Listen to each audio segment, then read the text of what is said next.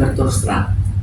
Mungkin pada bunga juga begitu, tidak berani berterus terang karena dia takut dia salah dan akibatnya fatal. Coba tanya, berapa keuangannya?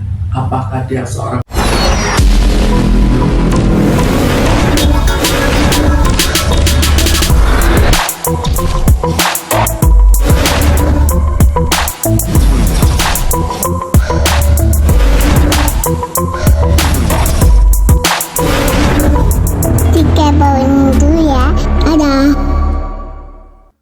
kita lihat 15 miliar untuk dia itu nilainya seberapa. Jadi misalnya kalau misalnya seorang jenderal 15 M atau nggak saja seorang koruptor lah 15 M itu kan nggak ada artinya, tapi bagi dia barangkali ya menabungnya itu lama, lalu sangat mungkin bahwa itu untuk sekolah anaknya. Kemudian apakah ada penghasilan lain? Kalau tidak ada penghasilan lain, apakah tidak dipikirkan ke depannya itu bagaimana? Untuk anaknya bagaimana? Ambil uangnya dari mana? Jadi jelas bagi dia itu sangat sedih, itu sudah pasti. Tapi sampai seberapa jauh dia bisa menghadapi problem dari anak-anaknya dan problem dari suaminya.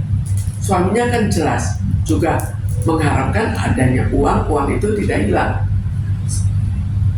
Mungkin saja sebagian dari uang itu ada uang dari suaminya, kemudian ikut hilang. Jadi jelas sebelumnya mungkin juga suaminya pernah mengingatkan hati-hati, tapi dia tetap percaya pada kawannya, lalu hilang. Maka jelas ini suatu penderitaan yang terlalu besar pada dirinya. Barangkali dia tidak bisa menghadapi problem yang akan terjadi pada anaknya, sehingga akhirnya mungkin anaknya nanti memikirkan risiko masalah sekolahnya. Karena sifat orang kan macam-macam. Ada yang berani menghadapi masalah, ada yang tidak berani. Dan kebanyakan tambah lama tambah banyak orang yang tidak berani menghadapi masalah, tidak berani berterus terang. Mungkin pada bunga juga begitu, tidak berani berterus terang karena dia takut dia salah dan akibatnya fatal. Coba tanya, berapa keuangannya? Apakah dia seorang konglomerat? Mungkin enggak. Jadi pengaruhnya kan terlalu besar kan. Jadi dia harus memilih berterus terang atau tidak. Tapi kalau dia tidak bisa menghadapi, ya dia mencoba untuk berbohong dan meminta untuk bertahap dikembalikan. Tapi bertahap dikembalikan kira-kira juga tidak akan terjadi. Zaman sekarang bagaimana utang terlalu besar kan sudah terkenal. Jangan meminjamkan ke orang, karena orang yang dipinjamkan akan lebih galak daripada yang meminjamkan. Berapa orang dibunuh karena menagih kembali utangnya? Dia sudah terlalu takut masa depan, terlalu takut masa depan anak. Maka ini adalah hal yang wajar. Karena apa? Kalau dulu kita kekurangan, banyak yang bisa mengatasi dengan kerja keras, walaupun tidak teratasi penuh. Tapi sekarang itu belum tentu. Sekarang mencari pekerjaan saja belum tentu ada kok. Lalu mencari penghasilan lebih tinggi, bagaimana kok dia pesimis terhadap hal ini? Kalau dia pesimis dan tidak berani menghadapi fakta yang begitu menyedihkan, maka dengan sendirinya dia tidak berani menghadapi anaknya karena dalam hatinya merasa dosa. Saya telah mengambil hak anak-anak saya. Itu yang dirasakan, dan akhirnya dia juga cenderung untuk tidak berani menghadapi orang-orang yang dia rasa dirugikan. Menghadapi orang lain mungkin berani, tapi menghadapi orang yang dirugikan itu dia takut.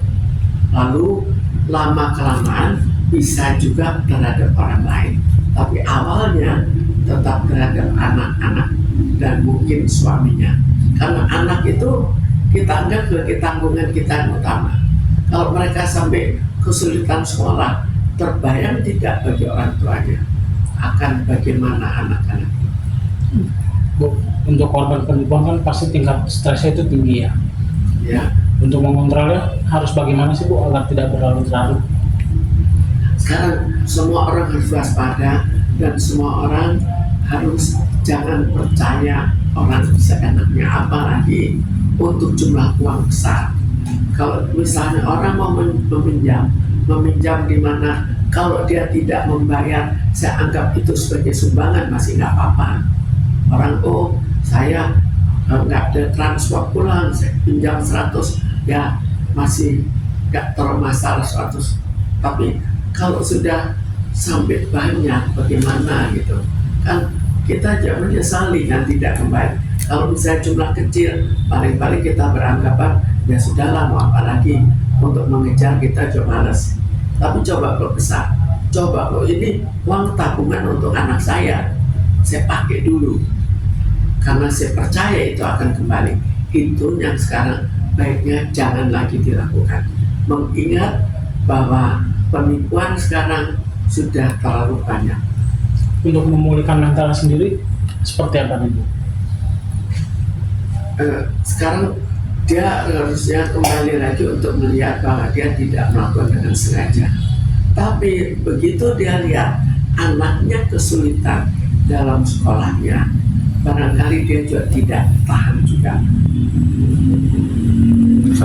Sama untuk yang pertanyaan netizen juga kan, mungkin bunga Jenner itu juga pernah curhat di TikTok ya. Mungkin kan efeknya sekarang nih sampai anaknya pun, sampai guru lesnya menanyakan berita itu benar atau enggak, seperti itu.